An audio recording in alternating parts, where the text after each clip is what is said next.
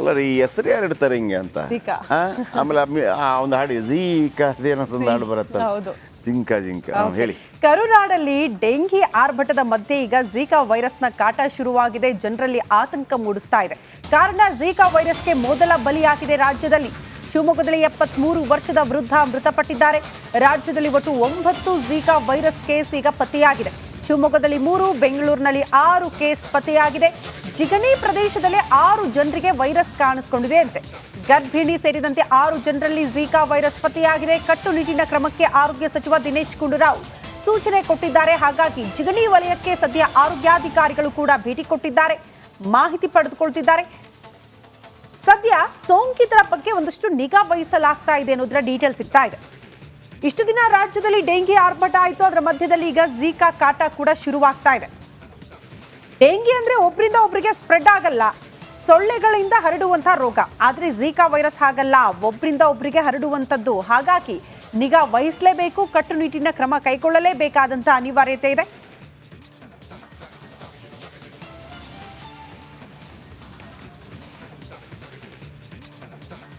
Okay, ಎಷ್ಟೆಷ್ಟು ಬರುತ್ತೆ ರೀ ಈ ಮಲೇರಿಯಾ ಡೆಂಗಿ ಇದೇ ಸಾಕಾಗೋಗಿದೆ. ಮತ್ತೊಂದು ಕಡೆ ಇದು ಜಾಸ್ತಿ ಜಿಕಾ ವೈರಸ್ ಮೊದಲ ಬಲಿಯಾಗಿದೆ. ಸೊ ಹಾಗಾಗಿ ಅದರ ಬಗ್ಗೆ ಕೂಡ ಏನೆಲ್ಲ ಜಾಗರೂಕತೆ ವಹಿಸಬೇಕು. ಆದರೆ ನನಗೆ ಭಾಳ ಆಶ್ಚರ್ಯ ಆಗೋದು, ಈ ಚಂಡಮಾರುತಕ್ಕೆ ಇಡುವ ಹೆಸರು ಕತ್ರಿನಾ ಅಂತೆಲ್ಲ ಇರುತ್ತೆ.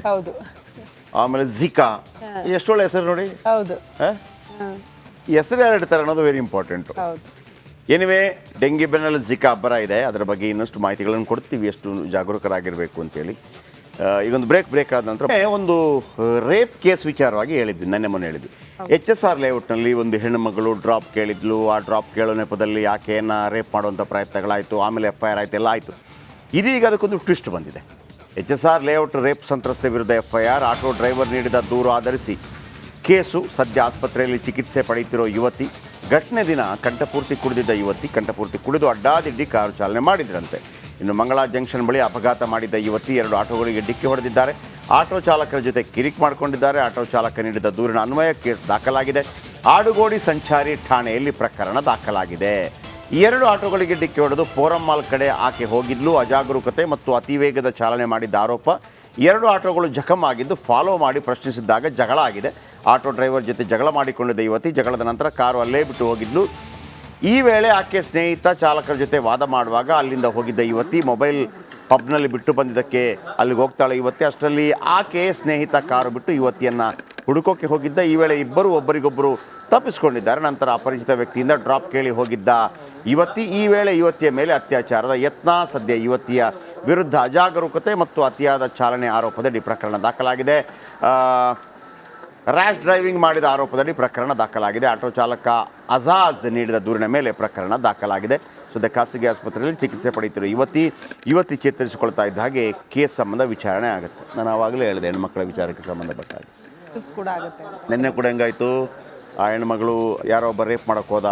ಹಾಗಾಗಿ ಆಕೆ ಕಂಪ್ಲೇಂಟ್ ಕೊಟ್ಟಲು, ಇದಾಯಿತು. ಆಕೆ ಈಗ ಬರ್ತಾ ಇದ್ದಾಗ ಏನಂತಂದರೆ, ಇವರಿಬ್ಬರ ಇದರಲ್ಲಿ ಯಾರಿಗೋ ಒಬ್ಬನಿಗೆ ಡ್ರಾಪ್ ಕೇಳ್ತಾಳೆ, ಅವನ ಮೇಲೆ ಎತ್ತಾಕ್ಬಿಟ್ಟಿದ್ದಾಳೋ ಅನ್ನುವಂಥದ್ದು ಬರ್ತಾ ಇದೆ ಡೌಟ್.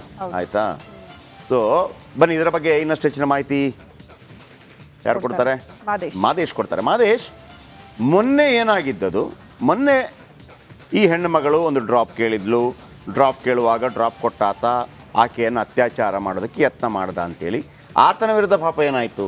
ಹಾಗಿದ್ರೆ ಆತ ಅಂಥದ್ದೇನು ಮಾಡಲಿಲ್ಲ, ಆತ ಇವಳದೇ ಇದು ಎಲ್ಲ ಡ್ರಾಮಾನ ಏನು ಕತೆ? ಈಗ ಬರ್ತಾ ಇರುವಂಥ ಮಾಹಿತಿ ಪ್ರಕಾರ ಆಕೆ ಅದಕ್ಕಿಂತ ಮೊದಲೇ ಕಂಠಪೂರ್ತಿ ಕುಡಿದಿದ್ಲು, ಕಿರಿಕಿರಿ ಮಾಡಿದ್ಲು. ಡ್ರಾಪ್ ಕೇಳುವಾಗ ಮತ್ತು ಆತನ ಮೇಲೆ ಕೂಡ ಆರೋಪ ಮಾಡಿದ್ದಾಳೆ. ಇದನ್ನು ಸ್ವಲ್ಪ ನಮ್ಮ ವೀಕ್ಷಕರಿಗೆ ತಿಳಿಸಿ, ಈ ಟ್ವಿಸ್ಟ್ ಎಲ್ಲಿಗೆ ಬಂದು ನಿಂತಿದೆ ಅಂತೇಳಿ.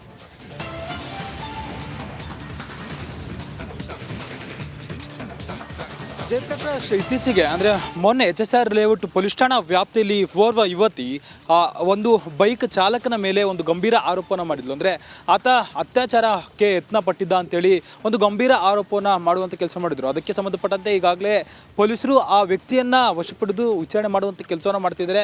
ಈಗಾಗಲೇ ಪ್ರಾಥಮಿಕ ಹಂತದ ಮಾಹಿತಿ ಪ್ರಕಾರ ಆಕೆಯ ಮೇಲೆ ಲೈಂಗಿಕ ದೌರ್ಜನ್ಯ ನಡೆದಿರೋದು ಮೇಲ್ನೋಟಕ್ಕೆ ಗೊತ್ತಾಗಿದೆ. ಆದರೆ ಇಲ್ಲಿ ಅತ್ಯಾಚಾರ ಆಗಿರೋದು ಇನ್ನೂ ಕೂಡ ಕನ್ಫರ್ಮ್ ಆಗಿಲ್ಲ. ಅದಕ್ಕೆ ಸಂಬಂಧಪಟ್ಟಂತೆ ಈಗಾಗಲೇ ಮೆಡಿಕಲ್ ಟೆಸ್ಟ್ ಕೂಡ ಕೂಡ ಮಾಡಿಸಲಾಗಿದ್ದು ರಿಪೋರ್ಟನ್ನು ಕಾಯ್ತಿದ್ದಾರೆ ಪೊಲೀಸರು. ಮತ್ತೊಂದು ಕಡೆ ಅದಕ್ಕೂ ಮುಂಚೆ ಅಂದರೆ ಆಕೆ ಆ ಒಂದು ಬೈಕನ್ನು ಹತ್ತೋದಕ್ಕೂ ಮುಂಚೆ ಏನೆಲ್ಲ ಆಯಿತು ಅನ್ನೋದಕ್ಕೆ ಸಂಬಂಧಪಟ್ಟಂತೆ ಒಂದಷ್ಟು ತನಿಖೆಯನ್ನು ನಡೆಸಿದಂಥ ಸಂದರ್ಭದಲ್ಲಿ ಈಗ ಆಕೆಯ ವಿರುದ್ಧವೇ ಅಂದರೆ ಅತ್ಯಾಚಾರ ಮಾಡಲಾಗಿದೆ ಅಂತೇಳಿ ಸಂತ್ರಸ್ತೆ ಏನಿದ್ದಾಳೆ ಆಕೆಯ ವಿರುದ್ಧವೇ ಈಗ FIR ದಾಖಲು ಮಾಡಿಕೊಳ್ಳುವಂಥ ಕೆಲಸವನ್ನು ಮಾಡಲಾಗಿದೆ. ಮಡಿವಾಳ ಸಂಚಾರಿ ಪೊಲೀಸ್ ಠಾಣೆಯಲ್ಲಿ ಆ ಒಂದು ಠಾಣಾ ವ್ಯಾಪ್ತಿಯಲ್ಲಿ ಅವತ್ತು ಈಕೆ ತನ್ನ ಸ್ನೇಹಿತರ ಜೊತೆ ಪಬ್ಗೆ ಹೋಗಿರ್ತಾಳೆ. ಪಬ್ನಲ್ಲಿ ಕುಡಿದು ಕಂಠಪೂರ್ತಿ ಕುಡಿದು ಆಕೆ ಒಂದು ಕಾರನ್ನು ಚಾಲನೆ ಮಾಡುವಂಥ ಕೆಲಸ ಮಾಡ್ತಾರೆ. ಇಲ್ಲಿ ಆಕೆ ಬೇರೊಬ್ಬ ವ್ಯಕ್ತಿಯ ಜೊತೆ ಡ್ರಾಪನ್ನು ತೆಗೆದುಕೊಂಡು ಇಂತಹ ಒಂದು ಘಟನೆ ಆಗಿದೆ ಅಂತೇಳಿ ಪ್ರಾಥಮಿಕವಾಗಿ ಒಂದಷ್ಟು ಏನು ಮಾಹಿತಿ ಬಂದಿತ್ತು. ಅದಕ್ಕೂ ಮುಂಚೆ ಈಕೆ ಬಳಿ ಕಾರ್ ಇತ್ತು, ಆ ಕಾರನ್ನು ಈಕೆನೇ ಸ್ವತಃ ಚಾಲನೆ ಮಾಡಿದ್ಳು ಕಂಠಪೂರ್ತಿ ಅಂತೇಳಿ ಕುಡಿದು ಅಂತೇಳಿ ಒಂದಷ್ಟು ಮಾಹಿತಿಗಳು ಕೂಡ ಲಭ್ಯ ಆಗ್ತದೆ. ಅಂದರೆ ಅವತ್ತು ಪಾರ್ಟಿಯನ್ನು ಮುಗಿಸ್ಕೊಂಡಂಥ ಸಂದರ್ಭದಲ್ಲಿ 12:45 1 ಗಂಟೆ ಸುಮಾರಿಗೆ ಆಕೆ ಕೋರಮಂಗಲದ ಒಂದು ಪಬ್ನಲ್ಲಿ ಪಾರ್ಟಿಯನ್ನು ಮುಗಿಸ್ಕೊಂಡು ಆತನ ಸ್ನೇಹಿತರ ಜೊತೆ ಕಾರ್ನಲ್ಲಿ ಹೋಗ್ತಿರ್ತಾರೆ. ಕಾರು ಸ್ವತಃ ಈಕೆ ಡ್ರೈವ್ ಮಾಡ್ಕೊಂಡು ಹೋಗ್ತಿರ್ತಾಳೆ. ಅಲ್ಲಿ ಟಾಣಿಕ್ ಬಳಿ ಅಂತ ಒಂದು ಸಿಗ್ನಲ್ ಇದೆ. ಆ ಸಿಗ್ನಲ್ ಬಳಿ ಅಕ್ಕಪಕ್ಕ ನಿಂತಿದ್ದಂಥ ಆಟೋಗಳಿಗೆ ಈಕೆ 2 ಆಟೋಗಳಿಗೆ ಆ ಒಂದು ವಾಹನವನ್ನು ಅಂದರೆ ಕಾರನ್ನು ಡಿಕ್ಕಿ ಹೊಡ್ಕೊಂಡು ಹೋಗಿರ್ತಾಳೆ. ಕೂಡಲೇ ಅಲ್ಲಿದ್ದಂಥ ಆಟೋ ಚಾಲಕರು ಆ ಒಂದು ಗಾಡಿಯನ್ನು ಫಾಲೋ ಮಾಡಿ ಮಂಗಳ ಸಿಗ್ನಲಲ್ಲಿ ಜಂಕ್ಷನ್ನಲ್ಲಿ ಬಂದು ಆ ಗಾಡಿಯನ್ನು ತಡೆದು ಜಗಳ ಮಾಡುವಂಥ ಕೆಲಸ ಮಾಡ್ತಾರೆ. ಈ ರೀತಿಯಾಗಿ ಕುಡಿದು ನೀವು ವಾಹನ ಓಡಿಸ್ತಿದ್ರಿ, ಗಾಡಿ ಟಚ್ ಆದಮೇಲೆ ಕನಿಷ್ಠ ಪಕ್ಷ ಬಂದು ನೀವು ಯಾಕೆ ಏನು ಅಂತ ಕೇಳಿಲ್ಲ, ಯಾಕೆ ಈ ರೀತಿ ಮಾಡಿದ್ರಿ ಅಂತೇಳಿ ಅವರನ್ನ ಪ್ರಶ್ನೆ ಮಾಡುವಂಥ ಕೆಲಸ ಮಾಡ್ತಾರೆ. ಆ ಕಾರಿನಲ್ಲಿ ಒಟ್ಟು ಇಬ್ಬರು ಇರ್ತಾರೆ, ಒಂದು ಆ ಯುವತಿ ಮತ್ತು ಆಕೆಯ ಸ್ನೇಹಿತ. ಇಬ್ಬರು ಇದ್ದಂಥ ಸಂದರ್ಭದಲ್ಲಿ ಆಗ ವಾದ ಮತ್ತು ವಿವಾದ ಆಗ್ತಿರುತ್ತೆ. ಅಂಥ ಸಂದರ್ಭದಲ್ಲಿ ಆ ಯುವತಿ ಮತ್ತೆ ಅಲ್ಲಿಂದ ಹೋಗಿರ್ತಾಳೆ. ಅಂದರೆ ಅಲ್ಲಿ ಆಟೋ ಡ್ರೈವರ್ಗಳ ಜೊತೆ ಆಕೆಯ ಸ್ನೇಹಿತ ಏನು ಜಗಳ ಮಾಡ್ತಿರ್ತಾನೆ. ಅಂಥ ಸಂದರ್ಭದಲ್ಲಿ ಈಕೆ ಮೊಬೈಲ್ ಬಿಟ್ಟಿದ್ದೆ ಅಂತೇಳಿ ಪಬ್ಗೆ ಹೋಗಿರ್ತಾಳೆ. ಪಬ್ನಲ್ಲಿ ಮೊಬೈಲನ್ನು ತೆಗೆದುಕೊಂಡು ಬರೋಂಥ ಸಂದರ್ಭದಲ್ಲಿ ಆಕೆಯ ಸ್ನೇಹಿತ ಆ ಒಂದು ಕಾರನ್ನು ಅಲ್ಲೇ ಬಿಟ್ಟು ಹೋಗಿರ್ತಾನೆ. ಆಗ ಅಲ್ಲಿನ ಸ್ಥಳೀಯರು ಮತ್ತು ಆ ಆಟೋ ಚಾಲಕರು ಪೊಲೀಸರಿಗೆ, ಸ್ಥಳೀಯ ಸಂಚಾರಿ ಪೊಲೀಸರಿಗೆ ಕರೆ ಮಾಡಿ ಮಾಹಿತಿಯನ್ನು ನೀಡಿರ್ತಾರೆ. ಅದಾದ ಮೇಲೆ ಸ್ಥಳೀಯ ಪೊಲೀಸರು ಬಂದು ಪರಿಶೀಲನೆ ನಡೆಸಿದ ಸಂದರ್ಭದಲ್ಲಿ ಆ ಕಾರನ್ನು ಸೀಜ್ ಮಾಡಿರ್ತಾರೆ. ಆದರೆ ಆ ಯುವತಿ ಅದಾದ ಮೇಲೆ ಅಲ್ಲಿಗೆ ಬಂದಿರ್ತಾಳೆ, ಅಲ್ಲಿ ಕಾರ್ ಇರೋದಿಲ್ಲ. ಆಗ ಬೆಂಗಳೂರಿನಲ್ಲಿ ಮಿತಿ ಮೀರಿದೆ ಪುಂಡರ ಹಾವಳಿ, ಬೆಚ್ಚಿ ಬೀಳಿಸುವಂತಿದೆ ರೋಡ್ ರೇಜ್ ಪ್ರಕರಣ. ಕಾರಿನ ವೈಪರ್ ಕಿತ್ತು ಗ್ಲಾಸ್ ಒಡೆದು ಅಟ್ಟಹಾಸ ಮೆರೆದಿದ್ದಾರೆ ನಡು ರಸ್ತೆಯಲ್ಲಿ. ಗ್ಲಾಸ್ ಹೊಡಿತಾ ಇದ್ದಂತೆ ಕಾರಿನ ಒಳಗಿದ್ದವರು ಚೀರಾಡಿದ್ದಾರೆ. ಸರ್ಜಾಪುರ ಮುಖ್ಯ ರಸ್ತೆಯ ದೊಡ್ಡ ಕನ್ನೇಹಳ್ಳಿಯಲ್ಲಿ ನಡೆದಂತಹ ಘಟನೆ ಇದು. ಬೆಂಗಳೂರು ಪೊಲೀಸರಿಗೆ ಟ್ಯಾಗ್ ಮಾಡಿ ಎಕ್ಸ್ನಲ್ಲಿ ವಿಡಿಯೋವನ್ನು ಕೂಡ ಶೇರ್ ಮಾಡಲಾಗಿದೆ. ಇತ್ತೀಚೆಗೆ ಸಿಲಿಕಾನ್ ಸಿಟಿಯಲ್ಲಿ ರೋಡ್ ರೇಜ್ ಪ್ರಕರಣಗಳು ಜಾಸ್ತಿ ಆಗ್ತಾ ಇದೆ. ಈ ಪುಂಡರ ಹಾವಳಿಗೆ ವಾಹನ ಸವಾರರು ಹೈರಾಣಾಗಿದ್ದಾರೆ. ಕಾರ್ನಲ್ಲಿ ಫ್ಯಾಮಿಲಿ ಜೊತೆ ಹೋಗ್ತಾ ಇದ್ದಂತ ಸಂದರ್ಭದಲ್ಲಿ ಯುವಕರು ಅಡ್ಡಗಡ್ತಾರೆ. ನೋಡಿ ಯಾವ ರೀತಿ ಆವಾಜ್ ಹಾಕ್ತಾರೆ, ದೃಶ್ಯ ನಾವು ಗಮನಿಸ್ತಾ ಇದೀವಿ. ವೈಪರ್ ಕಿತ್ತುತ್ತಾ ಇರುವ ದೃಶ್ಯ.